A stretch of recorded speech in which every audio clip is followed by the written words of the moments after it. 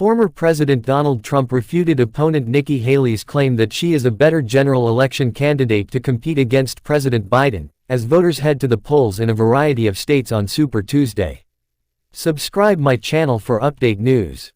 It's a lie. She knows it's a lie, Trump told Lawrence Jones and Brian Kilmeade during a Fox and Friends phone interview Tuesday, downplaying polls that have shown Haley performing better versus Biden.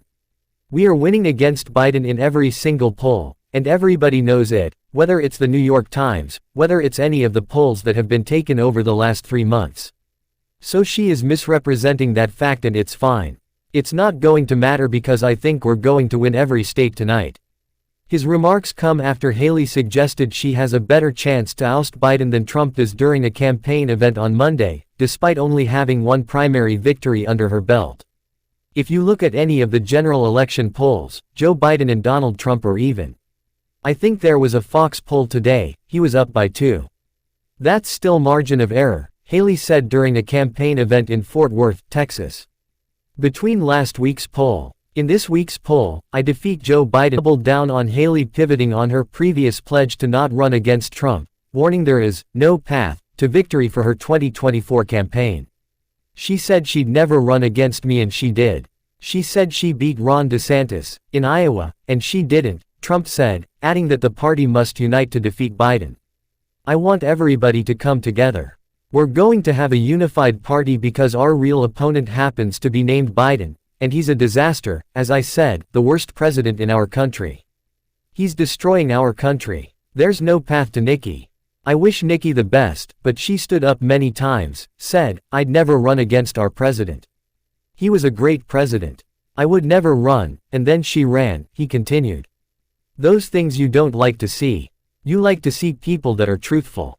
Haley responded to Trump's criticism, doubling down on the suggestion that she is a better candidate to secure Republican victories up and down the ticket. She insisted her decision to run against him is not personal. "I campaigned for a lot of governors and a lot of House and Senate members, and after we lost all of those elections, that's when we decided to jump in because we lost in 2018, Haley said later during Fox and Friends. "We lost in 2020. We lost in 2022. I was just in Michigan, and since Donald Trump became president in 2016, they lost the governor's mansion. They lost the state house. They lost the state senate.